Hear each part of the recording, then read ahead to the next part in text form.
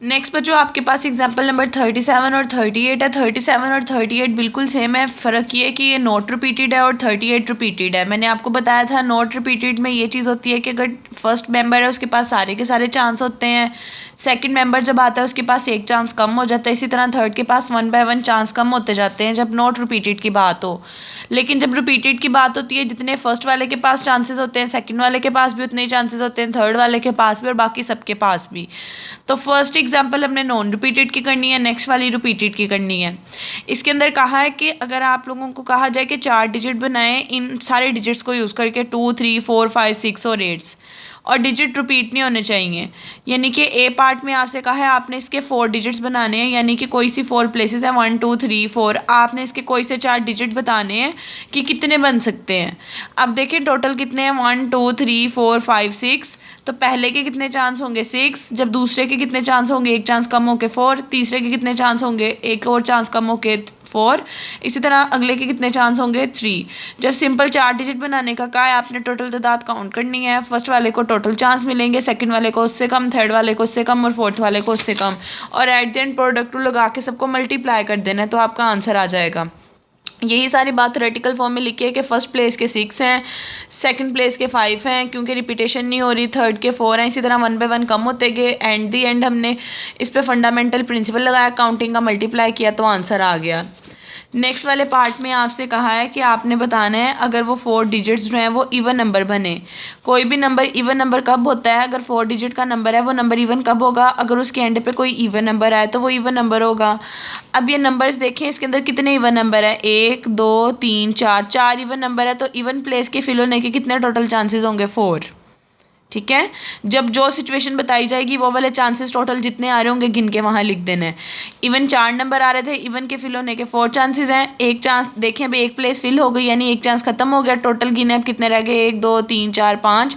तो सेकंड के फिल होने के 5 चांसेस हैं, उसके अगली के 4 हैं, फिर 3, यानी जितने आपको पहले सिचुएशन बताई थी उसके अकॉर्डिंग काउंट करके बता दिया, बाकी एक चांस खत्म करके गिने 1 बाय 1 कम करते गए तो बता दिया कि ये प्रोबेबिलिटी है इसकी और इनको मल्टीप्लाई करना है। इस तरह जब बोर्ड के रिस्पेक्ट से बात करनी है 4 प्लेसेस बना लेनी है, ऑड नंबर काउंट करें 1, 2 ऑड नंबर हैं तो ऑड वाली प्लेस के 2 चांसेस होंगे, एक चांस खत्म हो गया, टोटल कितने रह गए 1, 2, 3, 4, 5, अगली प्लेस के 5 चांसेस, फिर 4 चांसेस, फिर 3 चांसेस।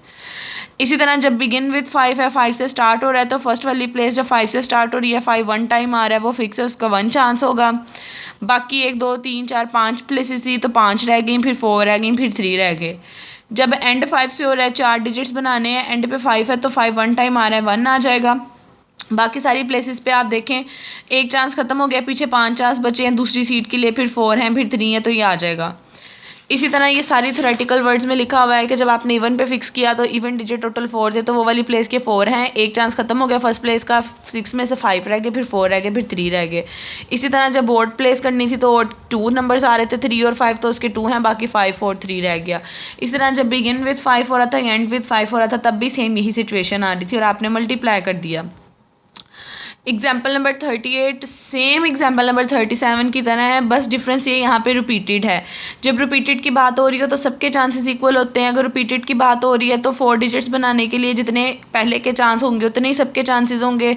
टोटल नंबर काउंट करें 6 हैं तो पहले के भी 6 चांसेस, दूसरे के भी, तीसरे के भी, चौथे के भी, तो इसकी जो प्रोबेबिलिटी आएगी वो 6 टाइम्स 6 क्रॉस 6 क्रॉस 6 6 की पावर 4 आ जाएगी। इसी तरह नेक्स्ट अब इवन के लिए बात करनी है। इवन के लिए रिस्ट्रिक्शन सिर्फ इस वाली चीज़ पे है कि इस वाली में इवन नंबर आने चाहिए। इवन नंबर 1, 2, 3, 4 थे तो इसके 4 चांसेस हैं, बाकी सबके 6 चांसेस ही होंगे। ऑड की बात करनी है, बाकी सबके 6 चांसेस ही होंगे, लेकिन जो ऑड प्लेस है ऑड नंबर गिनने कितने हैं तो वहाँ पे 2 आ जाएगा जितने ऑड नंबर होंगे। इसी तरह जब बिगिन विद 5 होगा, 5 है तो ये रिस्ट्रिक्शन थी यहाँ पे 1 ही आना है क्योंकि 5 1 टाइम आ रहा है, बाकी जितने भी टोटल 6 चांसेस रहेंगे। इसी तरह एंड विद 5 हो रहा होगा, जहाँ पे 5 का फिक्स है वहाँ 1 आ जाएगा, बाकी सारी जगह 6 रहे होंगे। पिछले क्वेश्चन में वो 5 और 3 to 1 हो जाते थे, यहाँ रिपीटेड है तो बाकी सारे 6 रहेंगे, तो इसके अकॉर्डिंग जब आप सोल्व करोगे तो देखें यही सारी सिचुएशन आ जाएगी। इतनी बड़ी बड़ी थ्योरी लिखने की ज़रूरत नहीं है, जस्ट कॉन्सेप्ट लेना है, आपको समझ आ जाए तो आपने इसको सॉल्व कर लेना है। ये आपके साथ बेसिकली इतना ही आज डिस्कस करना था। आप लोग आज का लेक्चर सुने, किसी स्टेप में प्रॉब्लम है तो पूछ लें, फिर हम वो डिस्कस कर लेते हैं।